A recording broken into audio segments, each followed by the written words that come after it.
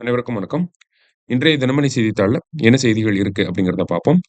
முதல்ல பார்த்தீங்க அப்படின்னா, நேத்து ஒரு முக்கியமான தீர்ப்பு உச்சநீதிமன்றத்தால வழங்கப்பட்டிருக்கு. அந்த ஒரு செய்திய தான் குடுத்திருக்காங்க. ஓகேவா? வழக்கின் பின்னணி என்ன அப்படின்னு பார்த்தீங்கன்னா, தமிழக அரசாங்கம் 2023 வரைக்கும் பார்த்தீங்கன்னா, கடந்த ஒரு 3, 4 வருடங்கள்ல ஒரு 12 மசோதாக்கள நிறைவேற்றி ஆளுநரோட ஒப்புதலுக்கு அனுப்பியிருப்பாங்க. கவர்னரோட அசென்ட்க்கு வந்து அனுப்பியிருப்பாங்க. கவர்னர் வந்து என்ன பண்ணியிருப்பார் அப்படின்னா, அந்த மசோதாக்கள திருப்பி அனுப்பியிருப்பார். ஓகேவா? திருப்பி அனுப்புனதுக்கு அப்புறமா மறுபடியும் சட்டமன்றம் என்ன பண்ணியிருந்தாங்க அப்படின்னா, அந்த மசோதாக்கள அதே வடிவத்துல ஆ நிறைவேற்றி மறுபடியும் ஆளுநர் கைக்கு அனுப்பியிருப்பாங்க. ஓகேங்களா? மறுபடியும் ஆளுநர் கைக்கு அனுப்புனதுக்கு அப்புறமா, ஆளுநர் அந்த மசோதாக்களுக்கு ஒப்புதல் அளிக்காம, அவரு பாக்கெட் வீட்டோவ எக்ஸர்சைஸ் பண்ணார். ஓகேங்களா? அந்த மசோதாக்கள் மேல எந்த ஒரு நடவடிக்கையுமே எடுக்காம அப்படியே கிடப்புல போட்டு வச்சிருந்தார். சரிங்களா?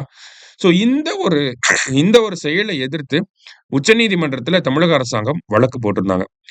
அந்த வழக்கு போட்டதுக்கு அப்புறமா என்ன பண்ணியிருப்பார் அப்படின்னா, அந்த 12ல ஒரு 2 பில்ல மட்டும் குடியரசுத் தலைவருக்கு அனுப்பிட்டு, மீதி 10 பில்ல அப்படியே எந்த ஒரு நடவடிக்கையுமே எடுக்காம அப்படியே வச்சிருந்திருப்பார். ஓகேங்களா? ஸோ இந்த விஷயங்கள் எல்லாத்தையுமே உச்சநீதிமன்றம் விசாரிச்சு, ஒரு முக்கியமான தீர்ப்ப வந்து வழங்கியிருக்காங்க. அவங்க தீர்ப்புல என்ன முக்கியமான விஷயங்கள் சொல்லியிருக்காங்க அப்படிங்கிறத நம்ம பார்ப்போம். முதல்ல ஆர்டிகிள் 200 படி பார்க்கிறப்ப, ஒரு ஆளுநருக்கு 3 அதிகாரங்கள் இருக்கு. அவரு சட்டமன்றத்தால ஒரு மசோதா நிறைவேற்றப்பட்டு, ஆளுநர் கைக்கு வருது அப்படின்னா, அவர் கையில 3 அதிகாரங்கள் இருக்கு. 1 என்ன பண்ணலாம்? அந்த பில்லுக்கு ஒப்புதல் வழங்கலாம். அசென்ட் குடுக்கலாம். இன்னொன்னு அசென்ட் குடுக்காம வித்ஹோல்ட் பண்ணி வைக்க முடியும். இன்னொன்னு பார்த்தீங்க அப்படின்னா, அவரு பிரசிடென்ட்டோட கன்சிடரேஷன்க்கு அனுப்பி வைக்க முடியும். சரிங்களா? இந்த 3 விஷயங்கள் தான் அவருனால பண்ண முடியும். ஓகேவா? ஸோ, அ இந்த 3 விஷயங்கள்ல ஏதாவது ஒண்ணு ஐ மீன் கவர்னர் வந்து பண்ணணும். இந்த எந்த ஒரு ஆக்ஷனுமே எடுக்காம இருக்கிறத நம்ம பாக்கெட் வீட்டோன்னு படிச்சிருப்போம். இந்த பாக்கெட் வீட்டோவ அவர் பயன்படுத்தக்கூடாது அப்படிங்கிறத சொல்லியிருக்காங்க. அவர் கையில ஒரு 3 பில் ஏதாவது ஒரு பில் வருது அப்படின்னா, அதுல இந்த 3 விஷயத்துல ஏதாவது ஒண்ண பண்ணணும் அப்படிங்கிறத சொல்லியிருப்பாங்க. ஓகேங்களா? இப்போ தமிழக அரசாங்கம் என்ன பண்ணியிருந்தாங்க? நமக்கு ஒரு மசோதாக்கள நிறைவேற்றி கவர்னருக்கு அனுப்பியிருப்பாங்க. கவர்னர் என்ன பண்ணியிருப்பாரு? மறுபடியும் அத அசெம்பிளிக்கே திருப்பி அனுப்பியிருப்பார். இல்லையா? ரீகன்சிடரேஷன்க்கு அனுப்பியிருப்பார். அசெம்பிளி என்ன பண்ணாங்க? மறுபடியும் பாஸ் பண்ணி கவர்னருக்கு அனுப்பியிருந்தாங்க.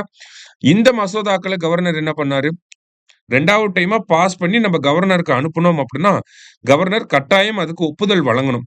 ஆனா, கவர்னர் என்ன பண்ணாரு? ஒப்புதல் வழங்காம டைரக்ட்டா பிரசிடென்ட்க்கு அனுப்பி விட்டாரு. இல்லையா?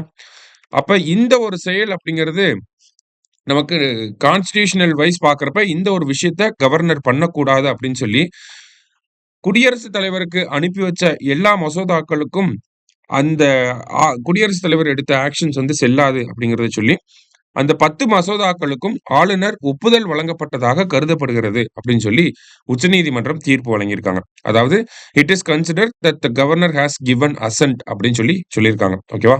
ஏன்னா, ஒரு சட்டமன்றம் 2வது முறையா ஒரு மசோதாவ பாஸ் பண்ணி கவர்னர் கையில குடுக்குறப்ப, கவர்னர் அதுக்கு ஒப்புதல் தான் தெரிவிக்கணும்.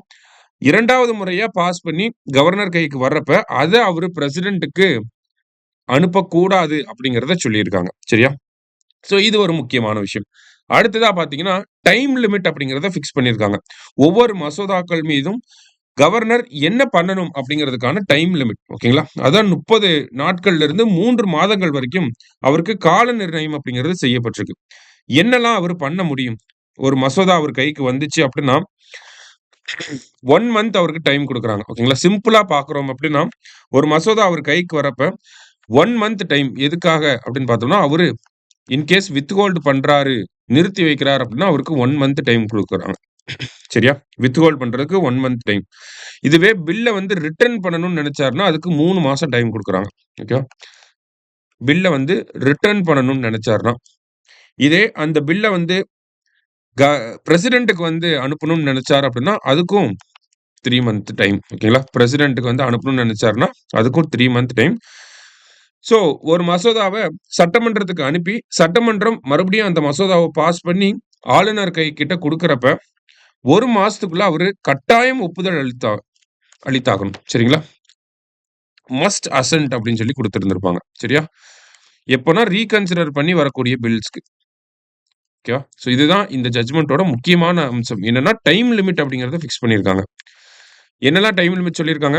ஒரு மசோதாவ வித்ஹோல்ட் பண்ணணும் அப்படின்னா, அவருக்கு 1 மாசம் டைம் குடுத்துருக்காங்க. இல்ல மசோதாவ ரிட்டர்ன் பண்றாரு, இல்ல பிரசிடென்ட்க்கு அனுப்பி வைக்கிறாரு அப்படின்னா, அத 3 மாசத்துக்குள்ள பண்ணணும். சரிங்களா? அடுத்தது ஒரு மசோதா திருப்பி அனுப்புறாரு. திருப்பி அனுப்புனதுக்கு அப்புறமா, சட்டமன்றம் அந்த மசோதாவ பாஸ் பண்ணி மறுபடியும் ஆளுநர் கைக்கிட்ட குடுக்குறப்ப, அவரு 1 மாசத்துக்குள்ள முடிவெடுக்கணும். அதுவும் கட்டாயம் அசென்ட் குடுக்கணும். ஓகேங்களா? கட்டாயம் ஒப்புதல் தெரிவிக்கணும். அப்படிங்கிறத சொல்லியிருக்காங்க உச்சநீதிமன்றம். சரியா? ஸோ இதுதான் இந்த தீர்ப்புல வழங்கப்பட்ட முக்கியமான அம்சங்கள். அந்த 10 மசோதாக்கள் என்ன அப்படின்னு பார்த்தீங்கன்னா, இதுதான் அந்த 10 மசோதாக்கள். இந்த 10 மசோதாக்களுமே பார்த்தோம்னா, பல்கலைக்கழக சட்ட திருத்தச் சட்டம் அப்படிங்கிறது தான் வரும். சரிங்களா? அதாவது இந்த சட்ட திருத்தங்கள் மூலியமா என்ன ஒரு அதிகாரம் வழங்கப்படுது அப்படின்னு பார்த்தோம்னா, நமக்கு தெரியும். இவ்வளவு நாள் ஒவ்வொரு ஸ்டேட் ரன் யூனிவர்சிட்டீஸோட சான்சலரா யார் இருப்பாங்க அப்படின்னா, கவர்னர் வந்து இருக்காரு. கரெக்ட்டா? சான்சலர் அப்படின்னு பார்த்தாலே கவர்னர் வந்து இருக்காரு. ஸோ இந்த மசோதாக்கள் எல்லாமே சான்சலர் அப்படிங்கிற அந்த அதிகாரத்த கவர்னர் கிட்ட இருந்து எடுத்து சீஃப் மினிஸ்டர் கையில குடுக்குது. ஓகேங்களா? சீஃப் மினிஸ்டர் தான் வைஸ் சான்சலர் அப்பாயிண்ட் பண்ணக்கூடிய அதிகாரம் அப்படிங்கிறது இந்த மசோதாக்கள் வழங்குது. ஓகேங்களா? ஸோ இவ்வளவு நாள் என்ன நடைமுறை இருந்துச்சு? ஒரு யூனிவர்சிட்டி இருக்குன்னா, அதோட சான்சலரா கவர்னர் இருப்பாரு. கவர்னர் வந்து வைஸ் சான்சலரா அப்பாயிண்ட் பண்ணுவாரு. ஸ்டேட் கேபினட்டோட அட்வைஸின் பேர்ல. இப்போ இந்த 10 மசோதாக்களுக்கும் ஒப்புதல் அப்படிங்கிறது உச்சநீதிமன்றத்தோட தீர்ப்புனால வழங்கப்பட்டிருக்கு. இதனால இதுக்கப்புறமா என்ன நடைமுறை இருக்கும் அப்படின்னா, இனிமேல் சீஃப் மினிஸ்டர் தான் வந்து சான்சலரா இருப்பாரு. அவரு தான் வைஸ் சான்சலரா அப்பாயிண்ட் பண்ண போறார். சரிங்களா? இதுதான் இந்த தீர்ப்போட முக்கியமான அம்சங்கள் எல்லாமே. ஓகேவா? 1 அவர் வந்து பாக்கெட் வீட்டோ பயன்படுத்தக்கூடாது அப்படிங்கிறத சொல்லியிருக்காங்க. அதே மாரி 2வது என்ன சொல்லியிருக்காங்க, அ அசெம்பிளி வந்து அகைன் பாஸ் பண்ணி ஒரு பில்ல அனுப்புனா, அத நீங்க குடியரசுத் தலைவருக்கு அனுப்பக்கூடாது அப்படிங்கிறத சொல்லியிருக்காங்க. அடுத்தது டைம் லிமிட் அப்படிங்கிறத குடுத்திருக்காங்க. அடுத்தது 10 மசோதாக்களுக்கும் ஒப்புதல் வழங்கப்பட்டிருக்கு. இந்த ஒப்புதல் வழங்கப்பட்டனால சீஃப் மினிஸ்டர் சான்சலரா இருப்பாரு. அவரு வந்து வைஸ் சான்சலரா அப்பாயிண்ட் பண்ணுவாரு. சரியா? ஸோ இதுதான் இந்த தீர்ப்பு நமக்கு. சரியா? ஸோ முக்கியமான ஒரு தீர்ப்பு கட்டாயம் எக்ஸாம்லயும் ரிஃப்ளெக்ட் ஆகுது. ஓகேவா? அடுத்ததா பார்த்தீங்கன்னா, இன்றைய திருக்குறள். அடுத்தது செய்வினை செய்வான் செயல்முறை அவ்வினை உள்ளறிவான் உள்ளம் கொளல் அப்படின்னு சொல்லியிருக்காங்க. செயலை செய்கின்றவன் செய்ய வேண்டிய முறை அந்த செயலின் உண்மையான இயல்பை அறிந்தவனுடைய கருத்தைத்தான் ஏற்றுக்கொள்வதாகும். ஸோ ஒரு செயலை செய்ய போறீங்க அப்படின்னா, அந்த செயலை ஆல்ரெடி செஞ்சு கரெக்ட்டா முடிச்சவங்களோட அட்வைஸ தான் வாங்கிக்கணும் அப்படிங்கிறத சொல்றாங்க.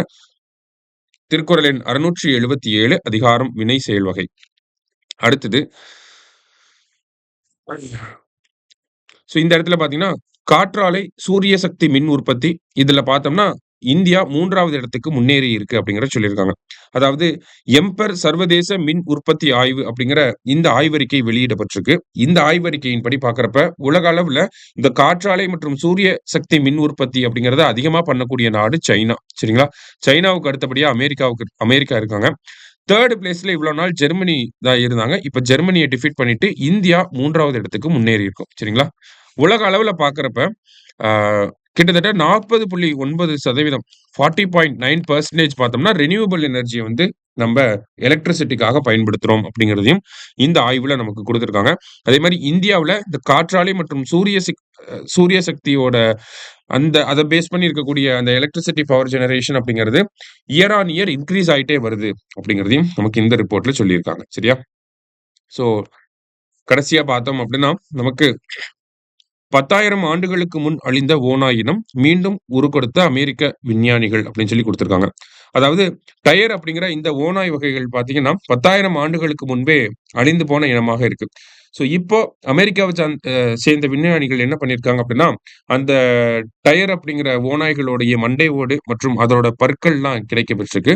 அத அடிப்படையா வச்சு அதனுடைய மரபணுவ கண்டுபிடிச்சு, அத மறுபடியும் வந்து டெவலப் பண்ணியிருக்காங்க. அந்த ஒரு ஆர்கானிசம மறுபடியும் டெவலப் பண்ணியிருக்காங்க. சரியா? அந்த ஒரு அனிமல. ஸோ அதுதான் இந்த இடத்துல குடுத்திருக்காங்க. அது என்ன ஓநாய் வகைகள் அப்படின்னு பார்த்தோம்னா, டயர் அப்படிங்கிற ஓநாய் வகைகள். சரியா? ஸோ இன்றைய செய்தித்தாள்ல இருந்த முக்கிய செய்திகள பார்த்திருக்கோம். நன்றி.